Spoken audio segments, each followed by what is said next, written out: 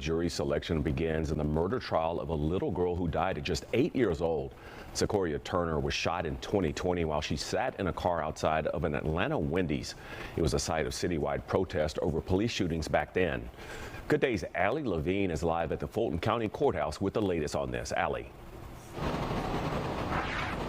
Yeah, that's right. The trial is underway just now this morning here at the Fulton County Courthouse. But last week, another defendant in this same case actually took an Alford plea. That was Jerian McKinney. So an Alford plea allows a defendant to plead guilty while claiming innocence. The judge sentenced him to 40 years. Today on trial is Julian Connolly, accused of firing the fatal shot.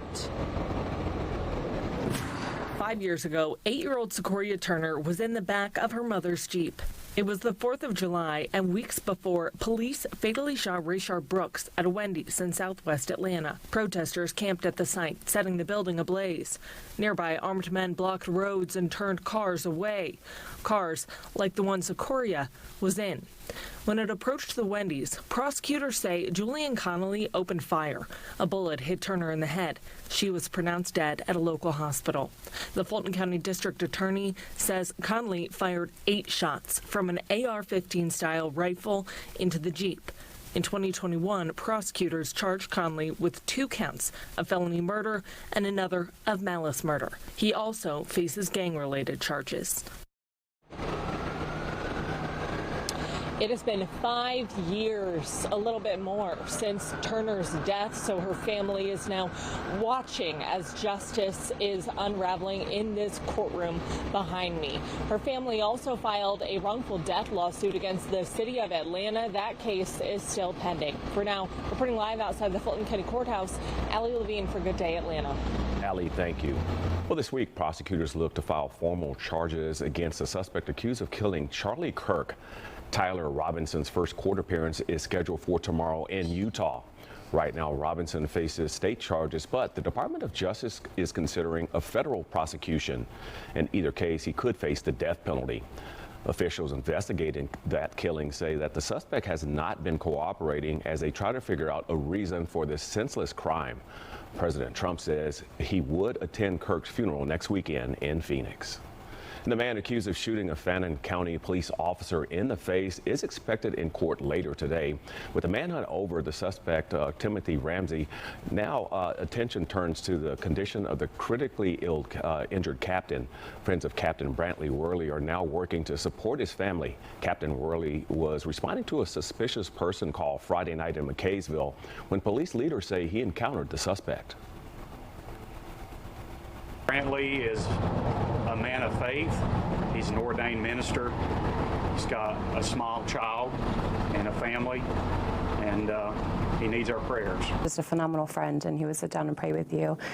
You can talk to him about anything, just sharing good stories and, you know, his smile and everything like that, and we just can't wait to see that again from him. Worley's friends call him a devoted father and husband. They're now working to raise money for his family to help with medical expenses, travel, and household needs, while his family and his wife stays by his side at the hospital. We have a link to the fundraiser on GoFundMe posted for you on our website, fox5atlanta.com. Well, the health department says there's been a case of measles in someone unvaccinated. It's the 7th case in Georgia this year. Now they're looking for other people on and around Georgia State University's campus who might have been exposed. The locations include college buildings and the Sweet Green on North Avenue in certain time frames between Tuesday before last and last Thursday. Symptoms include high fever, watery eyes, a runny nose, a cough, and a rash. Today, CDC employees are expected to return to the office. Staff members have been working from home since August 8th after a gunman opened fire outside the agency's DeKalb County headquarters. Union leaders say forcing workers to return before all the damage is repaired will only worsen their trauma. But despite the union's concerns, it's urging its members to comply with the September 15th deadline. CDC staff are returning to campus today, about a month after the terrible shooting that happened here.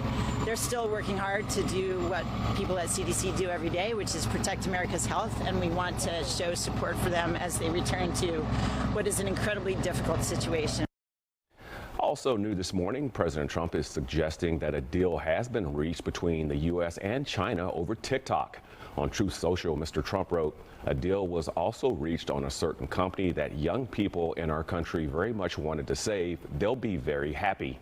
The president has repeatedly extended the deadline on TikTok's fate since U.S. law requires the app to be sold or else cease operations. China has yet to confirm the president's statement.